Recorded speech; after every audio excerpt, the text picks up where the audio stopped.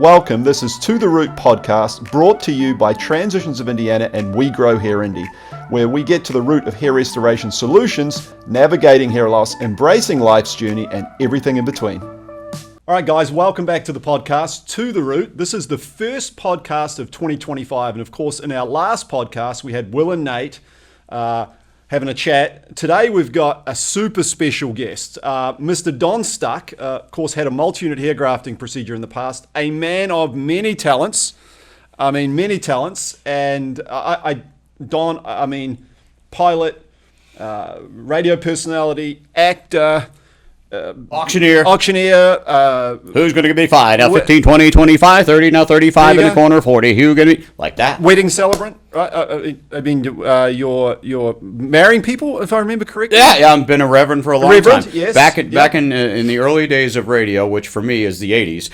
Back in the 80s, all disc jockeys were skydiving on the air live, and then in the 90s, they were bungee jumping. Sure. And then in the 2000s, there was a fad where everybody was being married on the air, and I was asked to marry someone at a White Castle for some reason, and so I became ordained, and it became something that I really love doing, and I do them as fun or as serious or whatever you like, and I've done it in the biggest churches in the city, and I've done them in bars, and I love doing it. Sure. Yeah, so you can unburden your soul with the guy that has no business trying to bless anyone.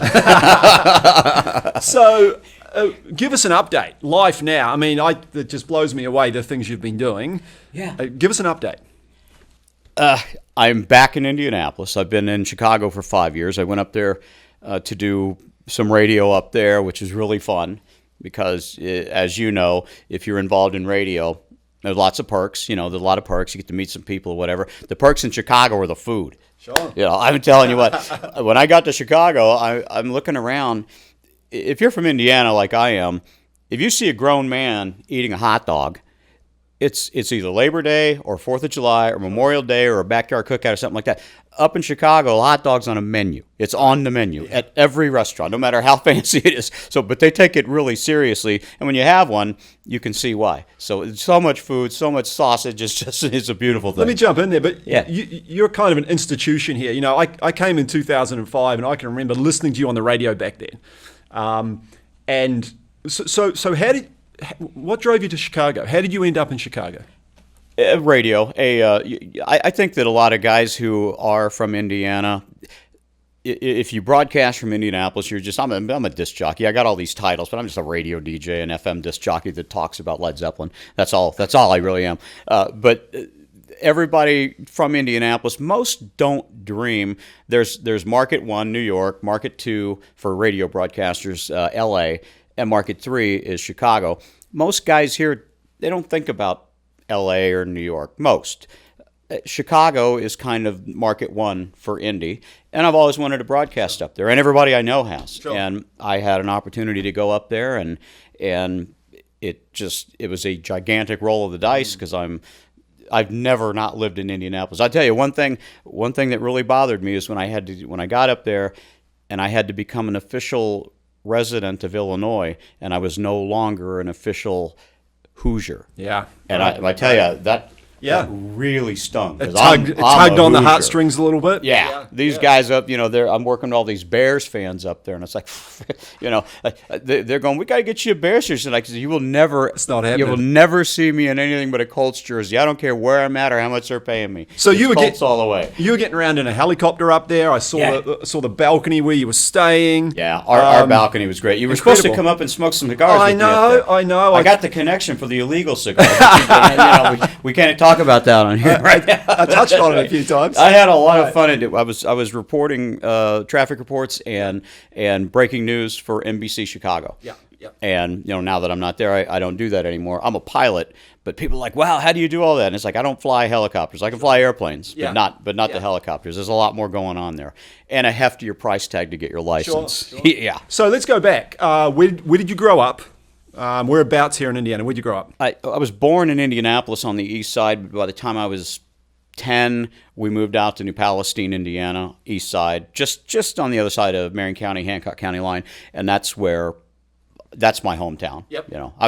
I remember being in Indianapolis, but my hometown, I went to grade school, high school, everything out in New Palestine, and that's my home. If I ever can pick where I can live again, I'll be right back out there. And high school and school, what are your memories of school?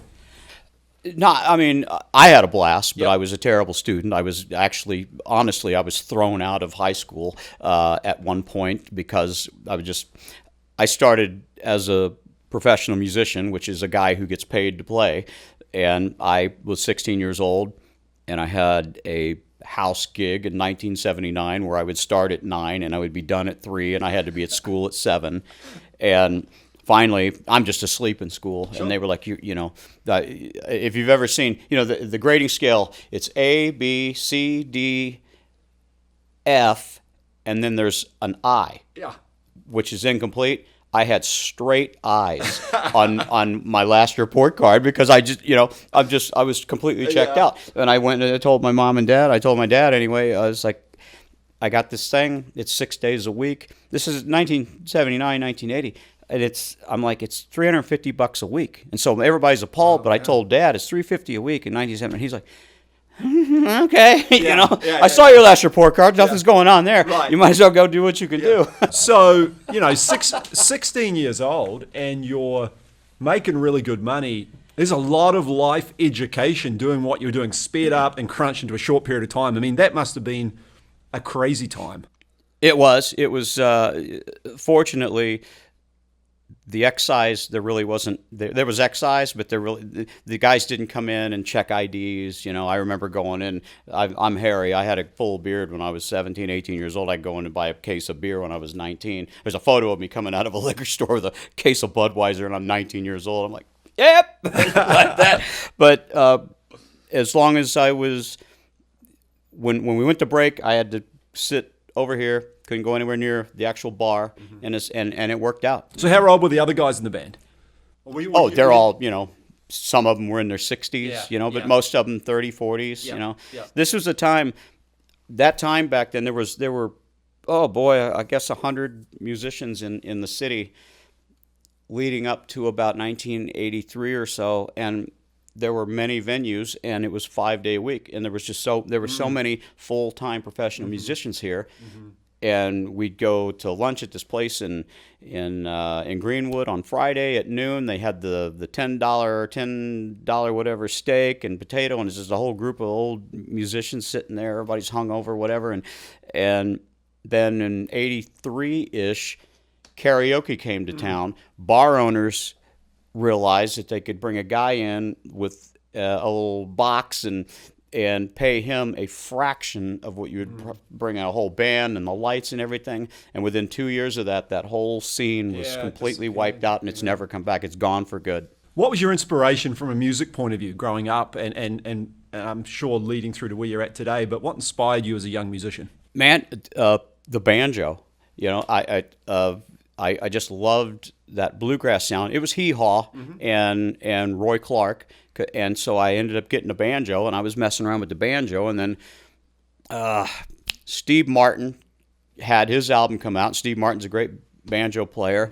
And then Smokey and the Bandit and Eastbound and Down with Jerry Reed, the song. And that's what got me started on the banjo. And so from there, I guess I was 15 years old. I ended up somehow with a guitar. I have a story about the guitar, but I really don't know if we can say it. I'm fine with the story, and I've told it many times on the radio. We can always edit it out. Yeah, it's they say if you're thinking you shouldn't say it, maybe you shouldn't. Anyway, I ended up with a guitar, and the guitar is not the same as the banjo, but the chords aren't that dissimilar. It's not like learning a whole new language. And so I found out that I could play it pretty quick, and I'm with a group of friends one day, and I plug this thing into an amp. I don't know how to tune it or anything. And I turn it on, I turn it all the way up, and it's feeding back and making all this crazy noise. And I'm like, okay. And I turn it back off, and I turn around, and all my friends are like, you're a god! And I was like, I got to learn how to play this. And so the banjo got put in a closet, and I was playing guitar ever since. I'm serious. I couldn't believe it. Would feed back and make all this crazy noise, and it was noise. Yeah. But they were just like, yeah. You nailed it, bro. Yep, and I was like, that's the end of the banjo for me. So, really, what's ham bone? Ham bone. What is How ham do bone? you even know what that? I just doing some Oh, research. you've got your sources. I've got my don't you? sources. Yeah. What is ham bone? Ham bone is an old school Appalachian type way of keeping a beat, like a drummer without having a drummer. Okay. And it's all bluegrass stuff Okay. and all hillbilly stuff. But I can show you. Yeah. Let's. We need This to. is it. I think I got it'll be like this. So ham bone, this is your beat in your bluegrass band if you don't have a drummer. So it's double ham bone. Like that. So that's ham bone. It's like that. The spoons, playing the spoons. There's all kinds of ways to have a drum beat for a bluegrass band before they had, a drum kit. So I had to get that out there. Ham bone. Ham bone. I can't believe I pulled it off that it was amazing. a long time ago. So, how did radio happen? So, you're in this zone, and music's just your life. Where did radio come in? It came through gigging, being a musician. I could always tell a story, and then when you're on stage a lot, if you kind of grew up on stage, because the guys that taught me to play the banjo, I'd playing with them. I was like 12, 13 years old, and they're going out and set out a tip jar in a park, and I was like, man, you can make money doing this. So ever since I could remember, I wasn't afraid to be in front of people or talk on a mic, and through gigging all the time, I was opening for some pretty cool bands, Molly Hatchet and Open 38 Special a little bit, Blue Oyster Cult, and there was a point where these bands shoot up, and then then everybody, what goes up always comes down, and the more they come down, the more radio that they're going to want to do to promote the show and get they don't talk to radio stations if the place is sold out, but when it's not selling out anymore, they're and so they were going and doing radio interviews. And I was like, well, I want to go to a radio station, and I'd go and I'd sit and watch him do the interview, and I'm watching the disc jockey, and I was like, hell, I can do that, and because I can goof around and make a joke, and as long as I can work the gears, and that's really how it happened. I found a little station, WSVL in Shelbyville, 1988. I saw the little one ad, and Jimmy Mad Dog Matus is the one that taught me how to get into radio. I got this guy out there in Shelbyville that's looking for a guy. I was DJing a bar up on the north side, whirly gigs at the old Radisson. Jimmy Mad Dog Matus come in one night, and I knew Jimmy. And so I said, man, what do I do? So Mad Dog's decision to walk in that night changed the direction of your life. It's a big trajectory. Yeah. I said, what do I do? How do I get on? What do I do? And he told me, he says, dude, you find out who makes the decisions. He says, make a tape of yourself, send it to him, and tell him you will do anything. Tell him you'll cut the freaking grass, you'll dump the trash. Just give me an air shift. Doesn't matter if it's in the middle of the night or whatever. And I did. I found the guy. I sent him the tape. I stayed on him for about 3 months, and they gave me a Sunday afternoon shift. And then within maybe a year of that, I was on Q95, and it's just been like that. So how old are you now? What's your age when you're first on air? So I would have been 20. I'd have been 20. No, how old would I have been? God, I can't think. It's 26. I was late. Yeah. A lot of guys start in high school, but Sure. my high school didn't have that, yeah. and I wouldn't have been interested in it. I don't think then. You had other things going on, and your hair.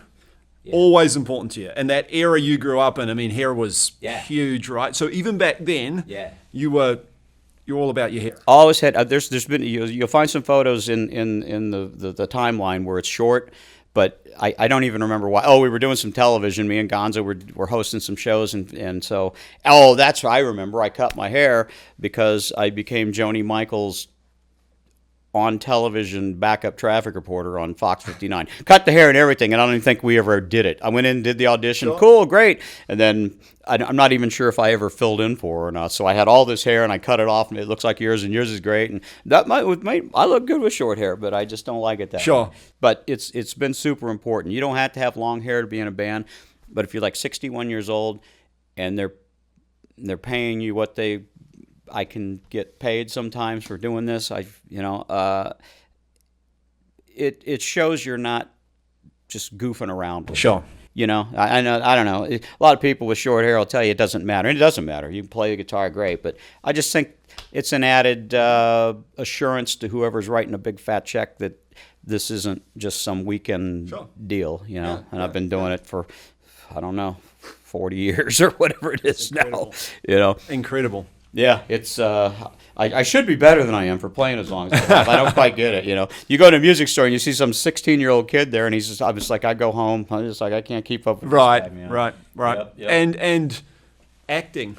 I mean, wow. I think one of the things that is remarkable about what you've done is even the 15, 20 years I've been in Indy, with the change in the environment in the industry in general, a lot of people haven't recreated themselves like you have, or haven't stayed relevant.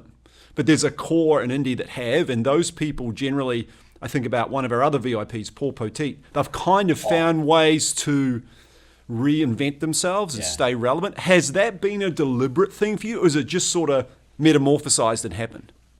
I think that it's a lack. I've got the attention span of a fly, so I mean, like a gnat. You know, I'm distracted instantly, and something comes into my world, and I kind of number one, I have zero fear of failing or rejection or anything like that. So I've been told I should go into radio sales and just get off the air because I'm not afraid to be told no to, you know, because I'm not. I don't, you know, if you don't like me, somebody else will. You know, it's like a program director listens to a radio announcer, and it's like you go and see the Mona Lisa. Me and you'll see the Mona Lisa, and you think it's beautiful, and I'm going to think, well, that's not that good.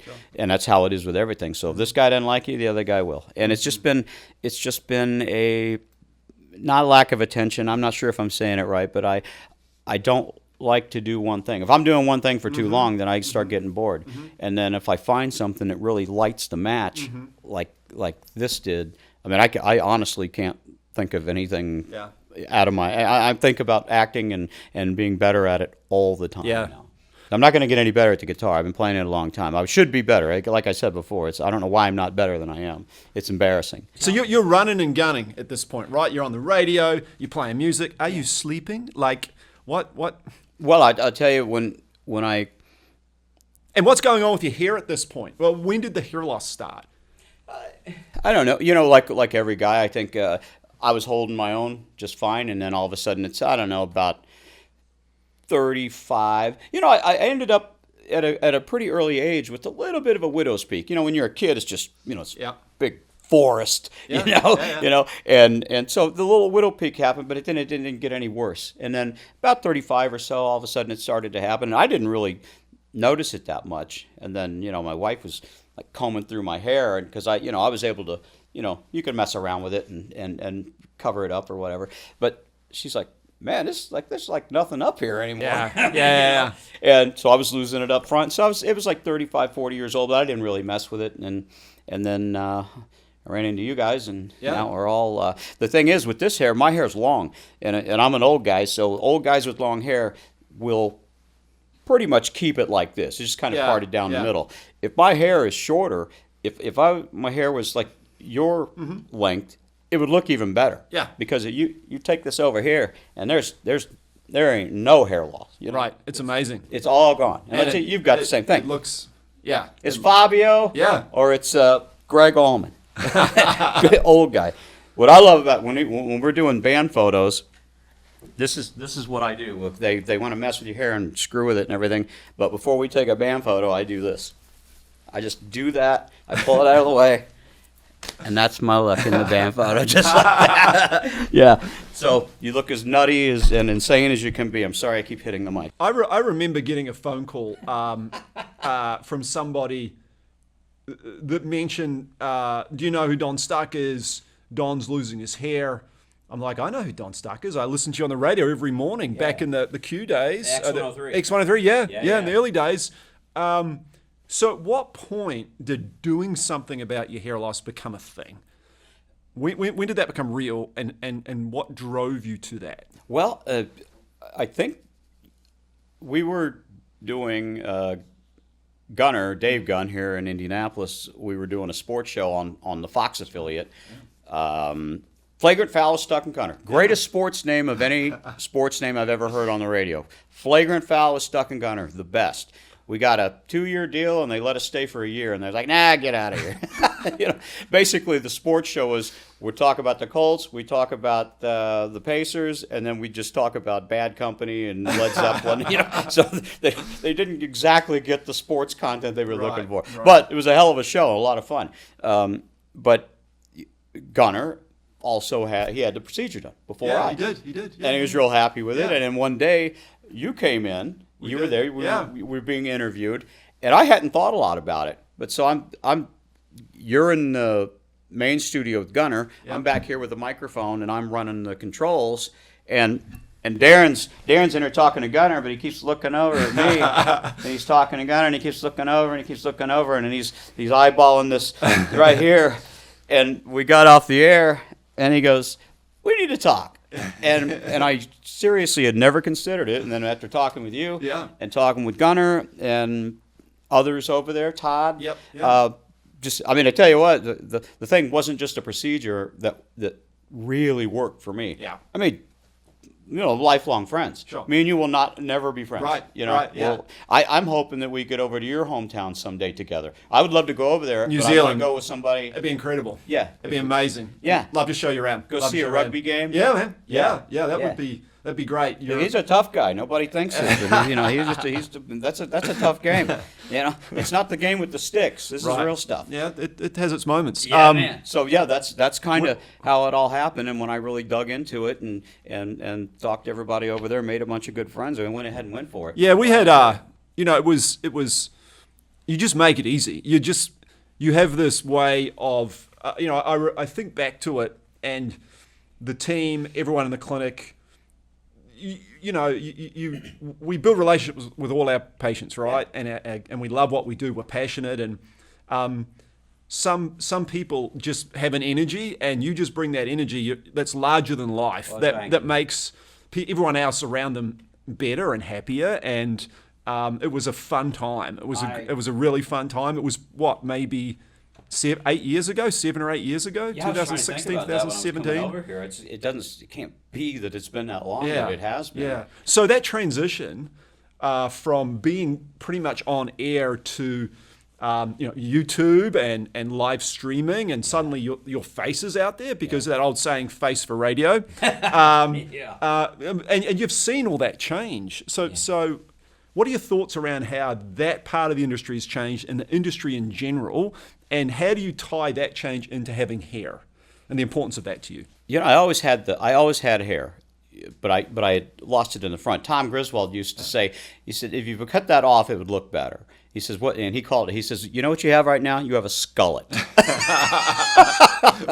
He's just jealous. Tom, there's no amount of technology that can help Tom. Sure. He's done. He's over with. But it really helps because nowadays. When I first started on the radio, I was a little bit of a late bloomer. I'm not, some 60s, 70s DJ from back in the past, but I started in 1988, and you could be a big, fat, ugly disc jockey that nobody ever saw, and that's just not how it is anymore. And so, this isn't exactly what corporate America and radio is looking for, but I'm not just a disc jockey. Right. When I come in, when I send a resume to a place, they're seeing demos of me on stage, announcing concerts, just whatever, and it really matters. It really matters. Well, the way you look now really matters. Yeah, and you did it.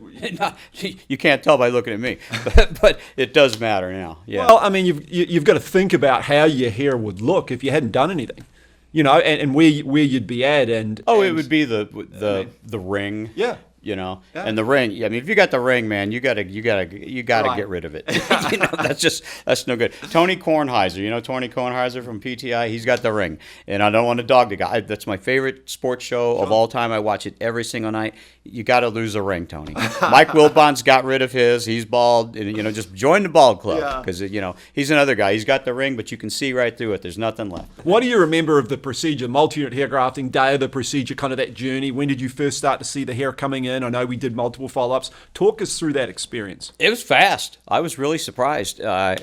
We went in and did the procedure, and they always, you guys said, it's painless. It's going to be painless. And I said, well, it's surgery. And he said, nope, it's painless. And you sit back in the chair, and you go to sleep. We gave you some good drugs, of course.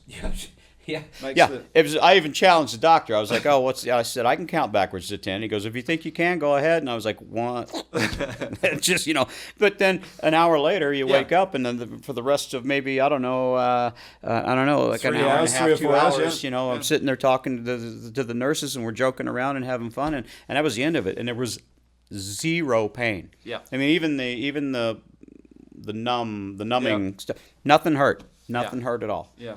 And it's a surgery, so afterwards, you're going to be sore a few days, whatever. Yep. But I mean, in and out, and it was just incredible. The procedure, zero pain. Actually, a lot of fun. Yeah. It's like one afternoon, I don't have anything to do, and nobody can get to me. We still have the B-roll footage of you joking with the nurses and telling stories. I had a blast. It was fun. And today, what does hair mean to Don Stuck today?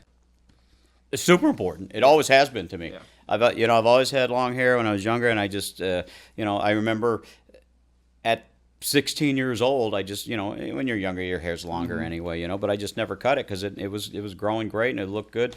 The guys on my side of the family got this great hair. I mean, I needed some repair work here, but it's always been good and solid and thick. Yeah. And the women, my mom, my aunt, it's just coarse. They were, my Aunt Linda was like, what in the hell? All the women have this terrible hair and all the guys in the family got the good hair. So it was exactly opposite of how it was supposed to be. But it's super important to me. If my wife was here, she would tell you. She says she's never met somebody that's messing with her hair in the mirror more than me, So, and she's got great hair. Oh my God. If I had a hair restoration place, if I was in charge of PA, I'd stick her on a billboard. I just lie about it. We did this. We don't do that, by the way. Her hair is phenomenal. She's incredible. You can't see it from here, but it's pretty phenomenal. It's amazing hair. If we think about, what just blows me away about you brought it up earlier that you have no trepidation. Have you always been that way, or is that something that's developed? And then on top of that, what's next in life for Don Stuck? Where are you going to be in 5 and 10 years?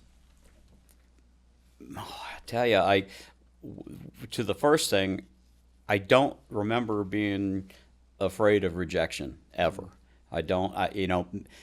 Maybe when you're a young teenager, you still haven't got your feet up underneath you. But man, once I started gigging as a musician and stuff, well, there's something about that. Yeah. If you're the guy on stage with the mic and the guitar, all of a sudden it's trying. You can't heckle the guy with the mic. The guy with the mic's got.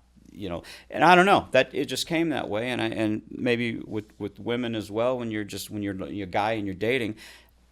Some people are horrified to go and talk to the best-looking girl in the room. I never was, because what's going to happen? Right. She's going to, Because if you don't do it, nothing will happen anyway. No, exactly. Right. Exactly. You're not. So I was talking to a singer, a girl that wants to be a singer here the other day, and I said, she's great, but she's afraid of it. And I said, man, Steven Tyler is probably afraid of it, but Steven Tyler would never be Steven Tyler if he didn't go try it. Yeah. And if he didn't make it, he'd be a car wash guy. I don't know, but I'm not. I just never was afraid of it, and I would go and talk, ask anybody out. There's nothing that's going to happen. Nothing will happen if you don't try. That's for damn sure. Yeah.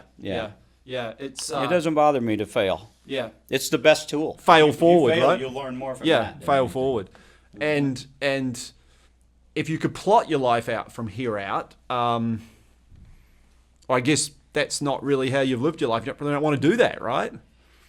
You want to just let it unfold, or do you have goals and ambitions? Right now, if I could just pull a trigger or push a button, I would do acting full time. Yeah. I would go to that. There's been some things that have occurred recently. I was thinking here I'm on the tail end of radio, and I was still gonna work in radio, but it wasn't going to be as intense and as big as it looks like it's going to be. There's things happening right now I can't Sure. talk about, but that's going to take number one Yeah. very soon. And by the time this airs, maybe it might have already Sure. happened. But if I really was looking forward to having freedom with this other company in radio to be able to pursue acting not on just a Midwest scale. Like right now, I've got auditions out there that are all over the place. One's even in London for the most part. I'm not, looking to get out of the country, but there's a lot of stuff all over the country that I'm up for right now. Yeah. Your agent will say, hey, look at this guy.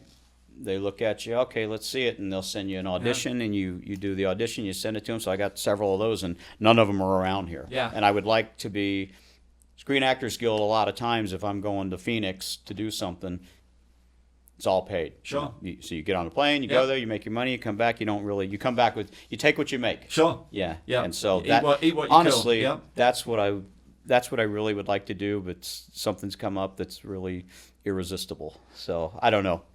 I'm going to try, as usual, I'm going to try and do more than I can handle. Sure. Yeah. Your hair, I mean, the procedure was 8 years ago. What do you do to keep the hair looking so good? I mean, I see that all over social media, and your hair just always looks amazing. What are you doing to keep it looking this good? Well, the first thing that I do to keep it looking this good is exactly everything that you told me to do when I had the procedure done. Yep. Take the finasteride. Yep. So the physician prescribed that for it. Yep. So good. Yep. Good. I take it every day. Yep. I've been taking it every day for 8 years. Yeah. It's the generic, the drop. The minoxidil. That's, Yep. I use that, and Yep. I after I wash it, I put that on every day. Yep. Work it in, and I do that religiously. Yeah, But yeah. and because I know a couple of people have had this done, and one guy in particular comes to mind. He had the procedure done, not with PAI, WeGrowIndy.com, not with PAI, but with another company, and it failed. And right off the bat, it wasn't any good anyway. Sure. I saw it when he was out and it was starting to grow. It wasn't good, but he did not really follow through with Sure. anything. He didn't take he didn't do what he was supposed to do, and it's like, I'm not going through a procedure like this, and it's not that it's a grueling procedure, but it's It's still a procedure. It's a right? surgery, It's a surgery. and you're gonna I'm not gonna do that and not follow through. You do with it properly. Yeah. And to be clear, guys, so when you have a hair transplant, the transplant is genetically permanent, but we talk about a global approach. So we talk about keeping the hair that's not transplanted and kind of ring fencing that process, so you're keeping what you've got and you're putting back what you've lost. Yeah. And that's part of that long-term global approach. I mean, I'm nearly 20 years post-transplant, had multi-unit hair grafting done as well, and I do the modalities as well, and here we are. So that's I think that's an important point, and obviously it's an investment in yourself. And you've got to look after that investment, right? Absolutely, and it's this keets on giving. Yeah. I mean, every time you look in the mirror, I'm really conceited. I'm always in the mirror looking at myself. My wife will tell you. I wish she was here because she could. When I say it, I sound like a maniac, but she can tell you in better terms. But I've always been messing with my hair, and I'm constantly getting my photo taken. Yeah. I was at an event last night that. It was just an unofficial thing. I was just there, and it ended up being an official thing because I was photographed with probably 15 different people wanted to take a photo. Yeah. I ended up on stage introducing the bands and stuff, and so it's just got to be right all the time. Yeah. Yeah. There's no end in sight for me. I don't see it. My dad told me everything was cool in life until you hit about 70. He said he felt fine, and I feel the age, Sure. of course. But he said when 70 hits, then things start, things break down earlier, but, the real stuff starts happening. So Sure. right now I got 9 years that I know of. Yeah. I have no desire. There was a little point when I come back to Indianapolis where I was off, where I didn't have much to do other than maybe a couple of shows a week with the band, so that leaves 5 days to do nothing, and I don't do nothing very well. Yeah, I just go insane. Mm-hmm. I get this depression starts to seep in, and I go out and I just got to go out and walk or be outside or something. So I don't know what I would do if I was to retire. Don, this has been incredible. We could talk for hours. I'm not even done. I'm ready. We got more drug stories to tell. And we want to hear a little music. So we need a blast man. So, Sure. Why don't you play us something? We got the Yeah, what do we got here? The Stadium Blaster amplifier. Yep. Yep. I'm gonna. We're in a library, and Darren says, "Don't bring an amplifier." And I said, "You can hold Yeah, I it mean, in the look at palm of this your thing. hand." It's incredible. But Look at that. listen how great this thing sounds. This thing goes on me anytime we're on the road and we're going to be doing anything for 4 or 5 days at a time. We're going to be gone. That's the amp. This in is the this is hotel. the amp. Okay. That's the Yep. amp in the hotel. Yep. Got That's it. the one that you could. So is this what you get out on the balcony at home? Yep. Yep. That'll be out in Chicago. The balcony you can't really get loud enough. No. Because it's Chicago is just Yeah. So there it is. Can you hear that?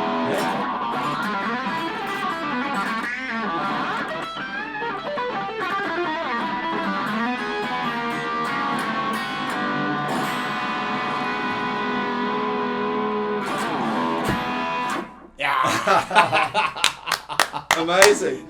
Ladies and gentlemen, Mr. Don Stuck, musician, DJ, actor, pilot. What have I forgotten? Ladies' man. Auctioneer. Married. Happily married. Happily married. But absolute pleasure. We could have talked for hours. This has been fantastic. Darren's one of my favorite guys. I'm serious. I met the Appreciate guy in a business deal and ended up being one of my best friends. Pleasure, everybody. Thank you. Too. Guys, thank you. This has been To The Root with Darren Andrews and Don Stuck. Email us at info@wegrowhairindy.com with your questions or topics you want to cover. Head to our website to schedule your free consultation with one of our experts. I'm Darren Andrews. Thank you for listening. Catch you next time. Is that guy that looks like Superman still? Well, yeah. Is that him, Will? Yeah. Yeah, he looks like Clark Kent. He does, doesn't he? Dude, he's got to get a Superman costume for Halloween and stuff. We don't want to tell him that because he'd start to believe it. But yeah. Wait, when I first saw him, I know, right? I was like, dude, you put the glasses on and you're freaking Clark Kent.